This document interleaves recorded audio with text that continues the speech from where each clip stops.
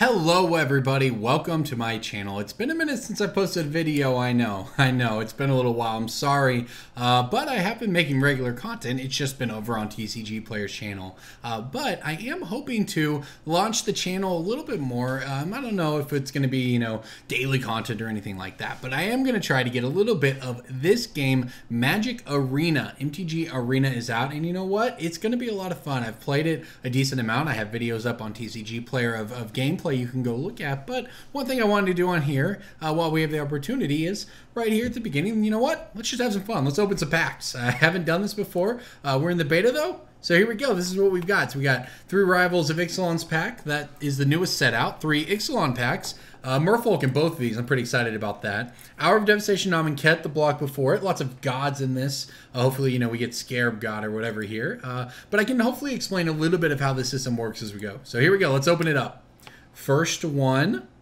Ooh, what do we got? What is this? Okay, so we have an Evolving Wilds, an Aggressive Urge, nice aggro card here. Removal, Divine Verdict, Needletooth Raptors. This card is so good and limited. Whenever it's dealt damage, deal 5 damage to our creature your opponent controls. And has 2 toughness, so any 1 damage effect to it gets to just blow up an opponent's board over and over again. It's very good. Dusklead and Gelit.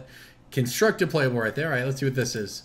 Here we go. Ooh, Jadelight Ranger. That is a standard staple, as a matter of fact. When it enters the battlefield, it explores, then it explores again. 3 mana, double explore. It's either a 4/3 that allows you to more or less scry 2, or it draws you 2 cards, or some combination of the 2. That's pretty nice pack to start with there. All right, pack 2. Rivals of Ixalan, we've got Forerunner of the Heralds. Nice. This is an all-star in the River Heralds constructed precon that I was playing on TCG Player. Colossal Dreadmaw. The biggest thing in limited. A nice little riff on pacifism here. Another Dusklead and Zealot. Soul of the Rapids, Flying Hexproof, and let's see what this is. Captain's Hook. All right, well, sometimes they're constructed playable and sometimes they're Captain's Hook. But hey, create features +2/0 menace, and it's a pirate. When it becomes unattached, destroy it. So, okay, whatever. It's a nice one. All right, so let's move on here. You have to keep in mind there's not a full standard on Magic Arena right now, so something like Captain's Hook may be playable. It's a whole new thing to explore here. All right, next pack. Here we go. Aquatic Incursion. When it's battlefield, create 2 1/1 blue Merfolk tokens with hexproof. Target Merfolk can't be blocked. This number 4. Pretty powerful. Jungle Creeper. I have to say I've never played this in Rivals of Ixalan because Black-Green's not a good draft, but this card's cool. 5 mana, return it from your graveyard to your hand. So for those of you, sort of new to figuring all this out, if you stumbled onto this, something like this is very good because you can play it for 3 mana. It's a 3/3. If they block and kill it, you can just get it back. You can do this on their end step. You can just use it to block forever. Pretty powerful. Remember I talked about Needletooth Raptor, things you can deal 1 damage to. This will do it. Tilnali's Crown. It can deal 1 damage to it. It would give it trample and +3/+0, and you deal 5 damage to an opponent's creature. All right, here we go. We got a Mythic. First Mythic, Polyraptor. Whenever it's dealt damage, create a token that's a copy of Polyraptor. So this is cool because the tokens also have this ability, and there's some nifty little infinite-ish combos with it. Pretty fun. All right, so there you go. Okay, so on to Ixalan. All right. Ooh, Bishop of the Bloodstained. Okay.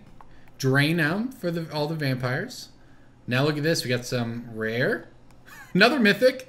Axe of Immortality. Maybe not the best one.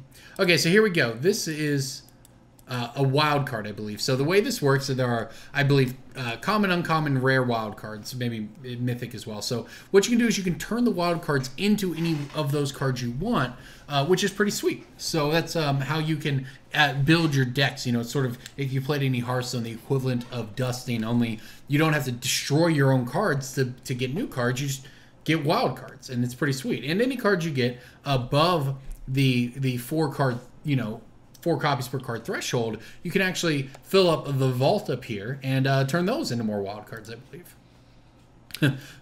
We are hitting all the bad mythics right here. Boneyard Parley. 7 mana. Parlay. Parlay. I don't know. The movies tell me it's parlay. I saw 5 creatures from graveyards and opponent separates them into 2 piles. You get 1 under your control and the others go back into the graveyard. It's pretty sweet. So nice combat tricks here. Sailor of Memes. Always fun. All right, Ixalan pack. Again, another wild card here. Very nice. Shaper's Apprentice. River Herald's Boom. Gets a Merfolk. Happy about that. Deadeye Tracker. This is constructed playable as well. Great sideboard card against something like search for Ascanta for Mixalon. So pretty good. Exile 2 cards from an opponent's graveyard and explore. All right, so let's go ahead and we have 1,000 gold up here. So let me show you how this works here while we're in the between here. We'll go to the store, purchase packs. All right, you know what? Let's go with Hour of Devastation. That's the one with Scarab God in it. Buy it for 1,000 gold. Yep, there we go. So now we'll go back and we'll have an additional one there. So unlock the vault by collecting cards and opening packs. Gems are also a thing. I don't know all the details on that yet. Hopefully I'm explaining all this correctly. All right, Hour of Devastation. Now we have 4 packs to open. Overcome. That, friends, is a that's an overrun right there. Not quite the old overrun, but still a pretty good overrun. Nice recursion here. Little prowess stuff. One of my favorite walls. All right, and our rare. Oh, there we go. So that is a rare and or mythic wild card. I'm not sure which without going and looking. But this is awesome. We'll turn it into basically whatever we want. That is great. All right, more Hour of Devastation packs. The Hoopy. I believe this is actually pronounced Hoopy, not Hoopo. Hoopy. More wild cards here. Nice Sunset Pyramid. All right. Scry 1. Brick counters are always fun. And here we go. Another mythic that is not playable and constructed. Oh, that's a lot of words, but it's equal to the number of power. Power and toughness is equal to the number of creatures you control, and it gets any of that keyword soup abilities if your creatures in play have it as well. So that's pretty cool. All right, so Hour of Devastation pack again.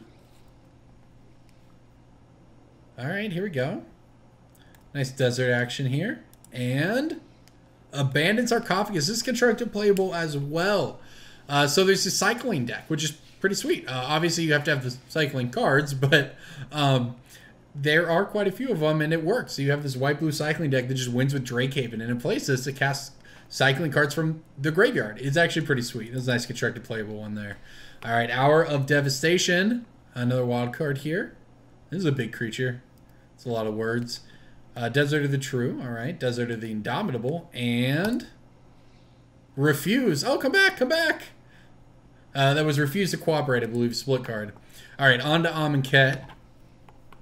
Lay bare the heart. Sure, and rip that heart right out. Okay, all right. Nice stuff here. This plays in that cycling deck. It's sideboard. Pretty good. All right, here we go. Let's see what we get. Oh, all right. That's a good one. Sweltering Suns is definitely played in standard. 3 damage each creature for 3 mana, but it also has cycling, which you can do at any time in instant speed just to draw a card. So that's pretty nice. It's a real good one to open. All right, what do we got here? Ooh, Wayward Servant. This is a real nice zombie lore. Whenever a zombie needs a battlefield under your control, you drain gain an opponent. Cradle the Accursed, a nice limited card as well. Wild card here, and a rare. Commit to Memory. That is also constructed playable. So the cool thing about this, and I don't think it exists on this platform yet, but with Torrential Gearhulk, because Commit is an instant, and Torrential Gearhulk casts instants, you can, without paying their mana cost, you can actually play through a weird rules interaction, play the backside of it with Torrential Gearhulk and play Memory, which is pretty sweet.